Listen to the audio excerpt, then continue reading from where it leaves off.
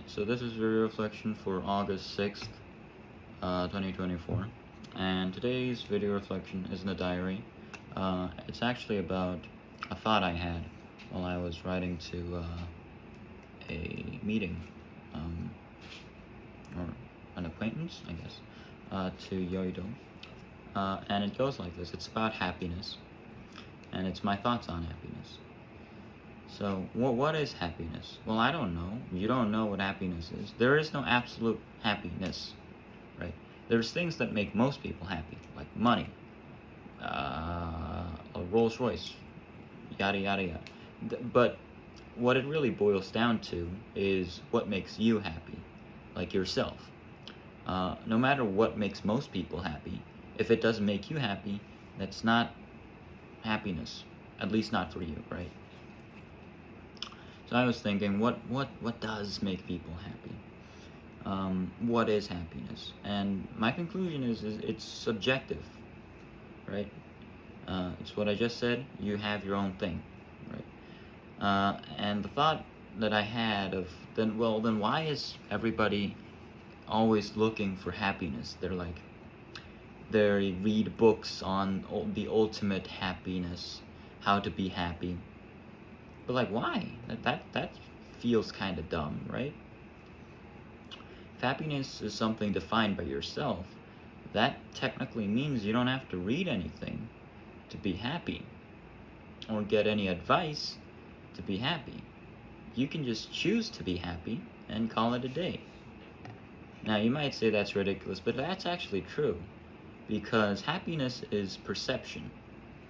It's like anger, right? You encounter an event, and your brain perceives it as an angering, frustrating event, and you become angry, right? There's no reason for you to be angry at anything. I'm perfectly serious. The only reason we make ourselves feel anger at certain situations is we've made that circuit in our brains that when we encounter something, see something, taste something, smell something, we become angry, annoyed, and frustrated. And that is a very smart strategy for our survival, because it makes us protect our rights, right? When I'm put under intense labor illegally, that makes me angry, right? Because it's unfair. And I could not be angry if I thought that was okay. I could accept it, but I don't, right? Because, well, my brain has already made a circuit that says when, like a code, like a line of code, when certain situation like labor or forced labor, then angry, right? And I think happiness is the same. So it's perception, right? Which means that happiness is also like a line of code. If blank, then happiness. So the real question is, what goes into that blank for every single person, right? To some people, that blank has to be, that blank is filled with thousands of items. You have to have money, a luxurious sedan, you have to have a good house, you have to live in, I don't know, the suburbs, the richest place in town, you have to, I don't know, maybe have like 3 wives, whatever. And the list is different for everybody, and that's why I call it subjective. But here's the thing. You know why people in developing nations are so happy? Because they don't really need a lot to be happy. Their blanks, or the array or the list that goes into their blank, is very small or very short. There's not a lot that they need to be happy. And then there are some people that are like, oh no, because they don't know. It's like, we need to enlighten. Why are you fine? No, they're happy, and they're better off not knowing the other things that become reasons for them to be unhappy. because I think it goes something like this, right? Everybody has a different list and array of items. And some people stay unhappy longer than others do because their list of items are harder to achieve. Their if clauses are harder to satisfy, right? And I think for those people, it must be annoying and envious and jealous. They must feel envy and jealousy when they see other people with shorter lists achieve happiness that they haven't been able to achieve. Like, they've been working their asses off on a 9-to-5 job, saving up, pushing down desires, all that good stuff for, maybe like one item on their list, like money, or I don't know, a house. So they're working really hard for their goal, which is mandatory for them to be happy because they set it themselves, right? They set it themselves. And then they see this neighbor number one on the right, and he's the happiest thing ever. But he's in debt, and his company's gone bankrupt, but he's the happiest thing ever. Now, if you're a nice person, you could just look at them and go, oh, well, he has a pretty positive attitude. Good for him. Good that he's happy. But I think the majority of people look at that person and go, no, he doesn't have the right to be happy. No, he failed. He failed in his life. He made mistakes, right? That cost him his company. He has nothing. Why is he happy? Because they're sort of annoyed and they can't understand why someone who has so little can be so happy, even happier than them. And the answer is simple if you understand that their list of things required for happiness is different from our main character, right? But I do understand that feeling, And then there comes social media. All these influencers who sell success as if it's a mandatory requirement for happiness. And I think that's all bullshit because it's just marketing. You know what marketing is at its core? The best, and not the best, but the most effective marketing is making someone feel like they don't have something they absolutely need. So, in easier terms, it's making someone feel that they don't have a necessity. So what is a necessity? Well, we all know a necessity is defined by something that's absolutely necessary for survival, right? But if you think to yourself, and if we think together with David Thoreau and Scott Nearing, we don't really have a lot of necessities in our lives, right? We can get by with just a couple things. So then why do we have all this? Because it feels necessary. What made it feel necessary? Well, society did. Companies did because they needed money, right? Who's gonna buy their stuff when nobody thinks they need it? Look at like a perfume ad. How do they advertise it? You know how deodorant got advertised? That's a really interesting story too. It made everybody feel like they smell like shit. So they feel the necessity to buy deodorant because if they don't, it somehow makes them a dirty person. Are they? No, nobody thought that smell was disgusting. They just thought it was natural before deodorant came along. And then they marketed people who didn't have deodorant as dirty, vile, vulgar, and disgusting. And then everybody agreed with that, and somehow we now think people who smell just a little bit of sweat on them, who have just a little bit of sweat on them, as dirty or unclean, or why? That's not necessary, and deodorant can sometimes be bad for your health. I think happiness is the same thing. Society, marketing, and social media show you so many things that you never fucking needed, right? They try to enlarge your list, right? You need more things for happiness. You can't be happy, no, because you don't have this in your list. Look how happy I am now that I have so much money. See, and you see this and you're like, oh, well, I guess if I want to be happy, I need to be at least as rich as that guy. No, you don't have to be at least as rich as that guy. You don't need a fucking penny to be happy, right?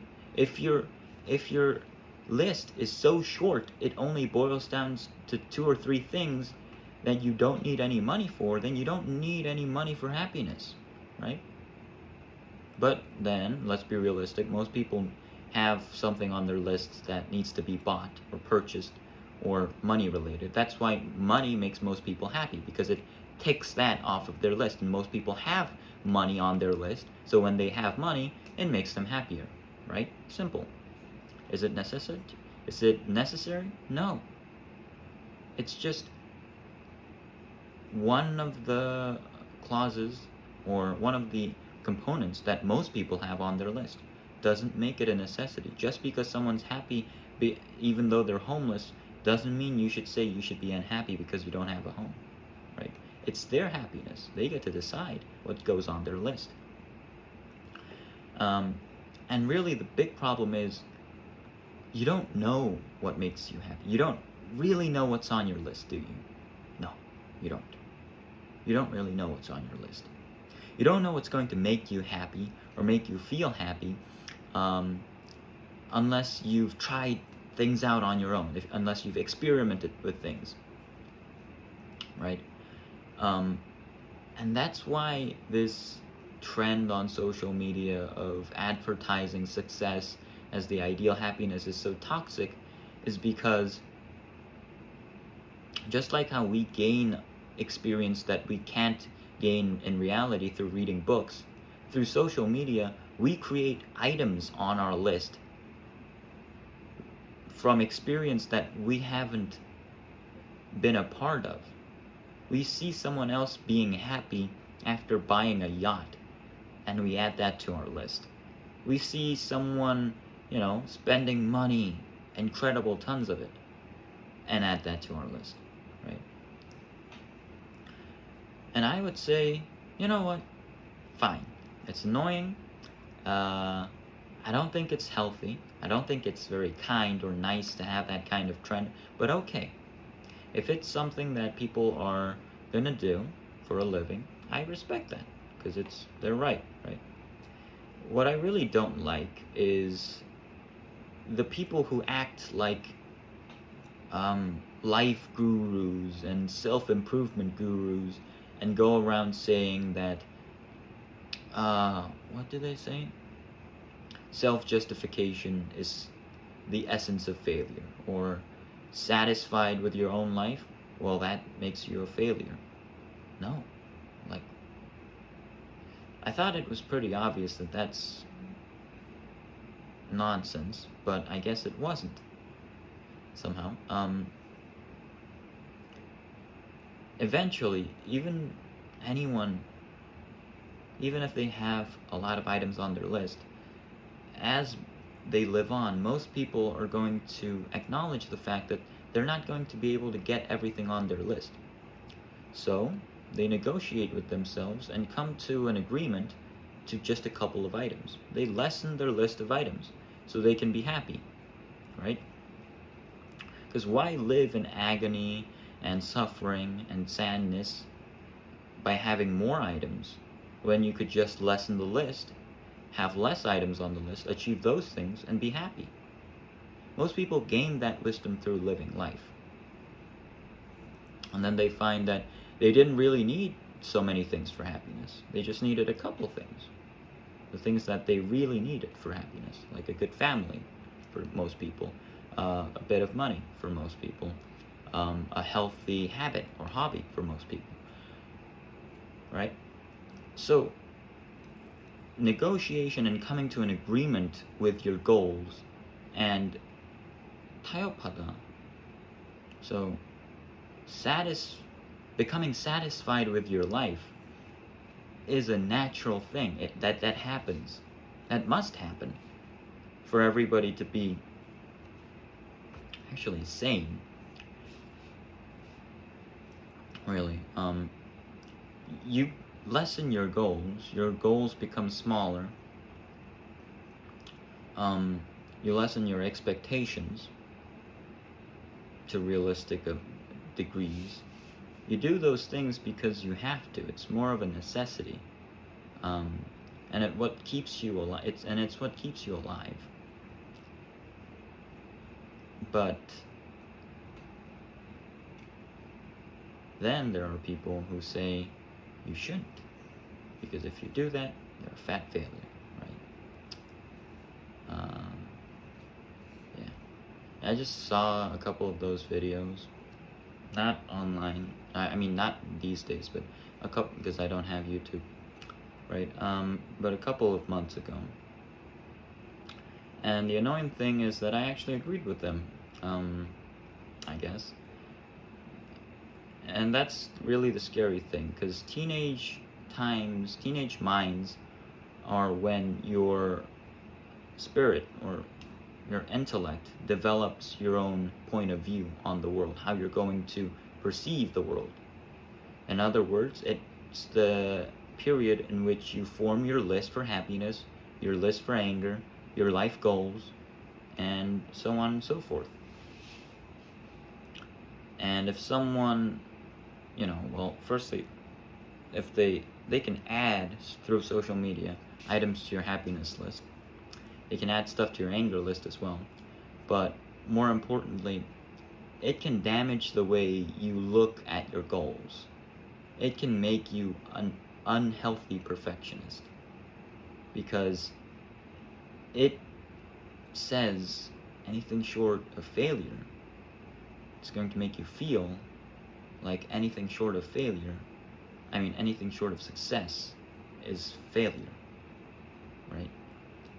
And if you justify yourself, or not even justify, but say you're okay with failing because you must be, then that's also failure. So, I don't know.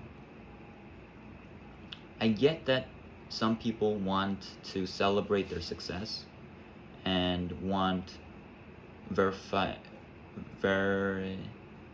validation from crowds on their hard work, efforts, and success. I get that. But I think that's a bit different from being toxic to people who haven't been successful, right? So that's just a thought I had. I'm not trying to dictate what happiness should be. It should be what you think it should be. For me, I don't know, because I haven't lived it yet. I don't know what makes me happy. I know bike riding makes me happy. I know being financially stable makes me happy. I know video games makes me happy. I know going on hiking makes me happy. I know these things. So, yeah, any one of those things makes me happy. And from social media and from other books and other indirect experiences, I would say a good marriage, a good relationship would make me happy, right? So at the end of the day, I'm not saying anything's right or wrong.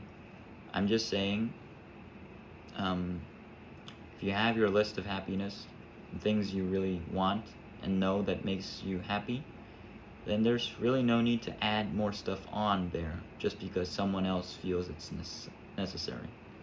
Decide on your own what makes you feel happy and live with it, right? Anyway, that's it. And I'd like to introduce two things. This is for daily reflection. This is a 3D printed knife that I'm working on. It has a very interesting blade shape. It's a bit warped at the end, so I'm sorry, but it's a 3D printed knife. It's plastic, so it's not a label. And then this is, I got my dad and mom this for my dad's birthday, but it's interesting. What do you call this? A bracelet? A wrist something? A bracelet? I'm sorry, if it's not a bracelet, I'm sorry, but I got them this bracelet. It's basically, it matches their monthly flower, so like the flower of the month they were born in. So I was born in May, so it's a daisy. And Mom was born in February. I had to think of that. February, so she's a watt or something. And then my dad's a sunflower. So anyway, yeah, that's it. And I will be back tomorrow with more. Bye bye. Have a nice day.